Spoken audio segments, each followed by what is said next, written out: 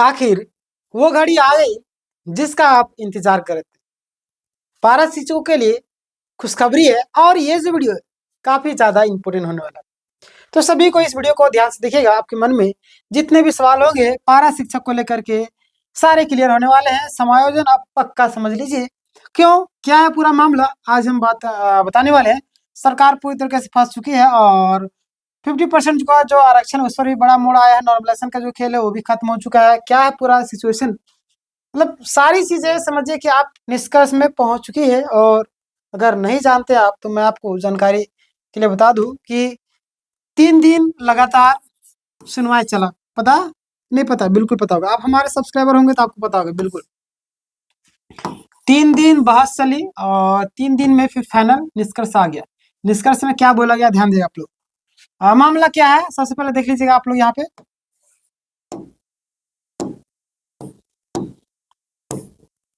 झारखंड है ना के पारा शिक्षक यानी कि सहायक अध्यापक केस से जुड़ा है ये मामला। वर्ष 2023 में यह केस सुप्रीम कोर्ट में दायर हुआ था। कब? 2023 में। सोच सकते हैं कितना साल लग गया। 2023 कहाँ, 2026। क्लियर, समझिए कब का, 2023 में। देखिए पिछले कुछ हफ्तों में लगातार हर सप्ताह सुनवाई हो रही थी। क्लियर, और अब 3 दिन लगातार विस्तृत सुनवाई हुई। अब जो आपका 3 दिनों का लगातार विस्तृत सुनवाई हुआ और ये जब समझ लीजिए कि लगातार सुनवाई होने लगा, मतलब कोर्ट भी इस मामले को गंभीर ले चुकी है और इसे क्लियर करना चाहती है। समझ रहे हैं ना? चलिए, मतलब बहस पूरी हो चुकी है, अब फैसला लिखकर सुनाया जाएगा। कोर्ट ने क्या निर्देश दिया ये जानना आवश्यक है आप सबके लिए।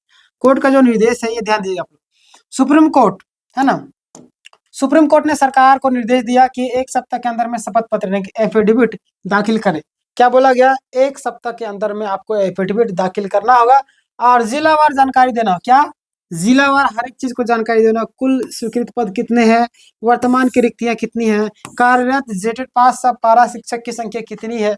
समझ रहे? सारी चीजों को जो जानकारी डिटेल में आपको जानकारी देना है। क्लियर? चलिए आगे बात एफिडेविट में। चलिए आगे हम बात करते हैं। यहाँ पे ध्यान दीजिए आप लोग। जो पिटिशनर पारा शिक्षक को है ना अधिकतम 5 पेज का लिखित सबमिशन दाखिल करना है और इसके बाद आपका अंतिम निर्णय आएगा। क्लियर, यानी कि यहाँ से क्लियर क्या हुआ कि फैसला समाप्त हो चुका है और सिर्फ डिसीजन देना बाकी। डिसीजन देने से पहले आपको सारी चीजें जानकारी ले रही है सुप्रीम कोर्ट, दिया जा रहा है एफिडेविट के माध्यम से। जज ने इस मामले को गंभीर बताया है और उस दिन सिर्फ समायोजन केस की ही सुनवाई की गई। समझ रहे ना? और बाकी मामलों में अगली तारीख दी गई थी, यानी कल जो आपको सुनवाई हुआ वो सिर्फ और सिर्फ समायोजन का सुनवाई हुआ था, बाकी मामलों में अगली डेट दिया गया था। 3 दिन लगातार लंबी बहस हुई और संकेत है कोर्ट का जो इस मामला को जो है गंभीर तरीके से देखिए और सुनवाई कंप्लीट की है ना। देखिए मुख्य विवाद क्या है, तो यहाँ पे ध्यान दीजिए आप लोग कि 50% का जो आरक्षण वाला मामला है ना, पर्याप्त है या नहीं, ये सबसे बड़ा है ना। सरकार कहती है कि 50% आरक्षण दिया गया। ये जो सरकार है वो कहती है कि हमने 50% का आरक्षण दिया। 50% का आरक्षण दिया तो क्या किया आपने? अब टाइम टाइम पर नियुक्ति लेंगे है ना, विज्ञापन निकालेंगे तो ये आरक्षण क्या करेगा? कुछ करेगा क्या? नहीं ना। वही चीज है, नियमित भर्ती नहीं हो रही। पारा शिक्षक कहता है कि नियमित भर्ती नहीं हो रही है तो आरक्षण का फायदा कैसे मिला? बिल्कुल बात तो सही है। अब नियमित भर्ती भी नहीं ले रहे हैं और आरक्षण दे दिए तो क्या फायदा हो? कोई फायदा होने वाला है नहीं, है ना। नियमित भर्तियां क्यों नहीं हो रही है? और कई सालों में बहुत कम नियुक्त हुई है, सीटें खाली है पर भर्ती नहीं हो रही है ना। अगला आपके सामने नॉर्मलाइजेशन विवाद को लेकर के। नॉर्मलाइजेशन के नाम पर, नॉर्मलाइजेशन की आड़ में कई सारे लोगों को नंबर घटा दिए गए, कई सालों को नंबर बढ़ा दिए गए। छात्र काफी ज्यादा नाराज नजर आ रही इसमें, ध्यान दीजिएगा। कई पारा शिक्षक रो मार्क्स में 5 थे लेकिन नॉर्मलाइजेशन के बाद फेल हो गए और इस मुद्दे को कोर्ट में जोर से उठाया गया। बड़ी विवाद बना ये और एक बड़ा विवाद का कारण भी बना था। क्लियर। और अगर बात करें भर्ती का जो डेटा संक्षेप में, तो ध्यान दीजिए कुल पद आपको कितना है, देखिएगा कुल पद बनाम नियुक्ति। कुल पद आपका 8,382। कुल नियुक्ति जो आपका 6,619।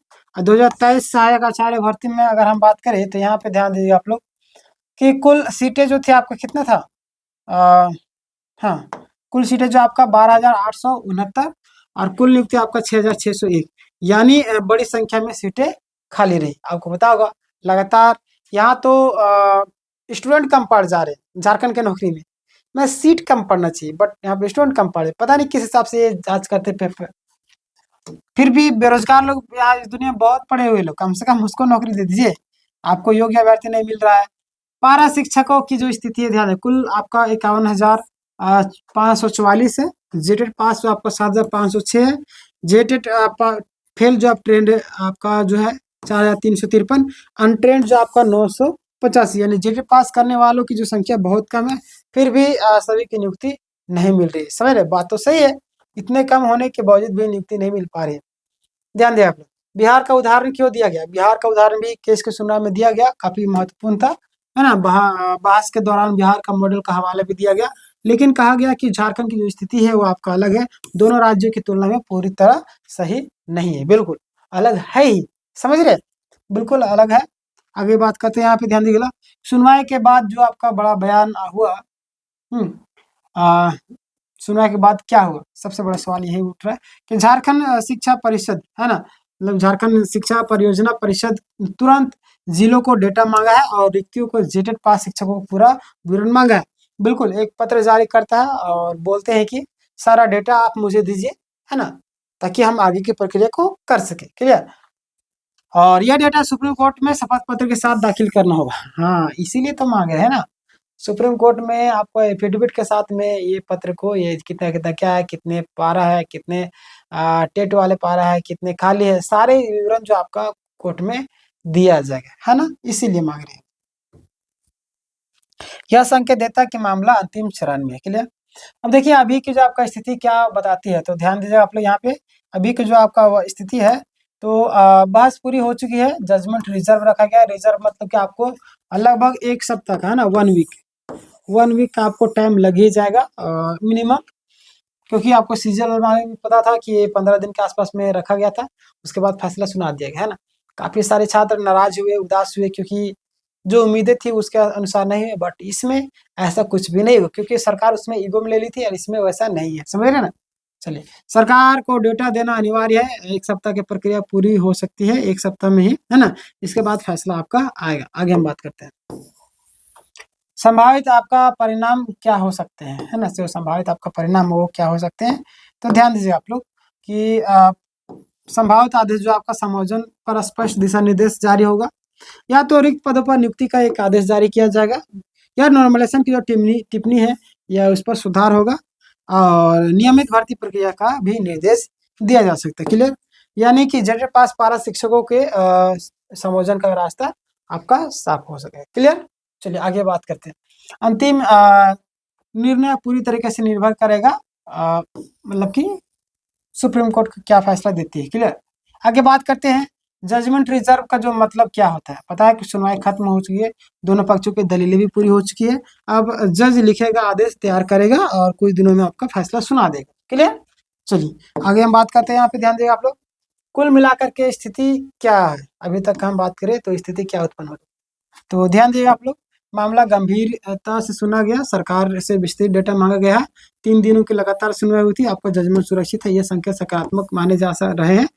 लेकिन अंतिम फैसला आने तक आधिकारिक घोषणा का इंतजार आपको करना ही होगा। क्लियर? तो यह था आज का पूरा कंप्लीट अपडेट पारा शिक्षक के बारे में, पूरा समायोजन का जो मैंने बताया आपको। और इस वीडियो को ज्यादा से ज्यादा लोगों तक शेयर करें, ताकि सभी लोगों तक ये जानकारी पहुंच सके। बहुत सारे लोग घबराए हुए, बहुत सारे लोग परेशान है, तो घबराने की बिल्कुल जरूरत नहीं। इस वीडियो को ज़्यादा से ज़्यादा लोग तक पहुँचे, ताकि सटीक जानकारी लोगों तक पहुँच सके। क्लियर? अगर आपने हमारे चैनल को अभी तक सब्सक्राइब नहीं किया, सब्सक्राइब करिए। मिलते हैं इस वीडियो में, तब तक के लिए धन्यवाद।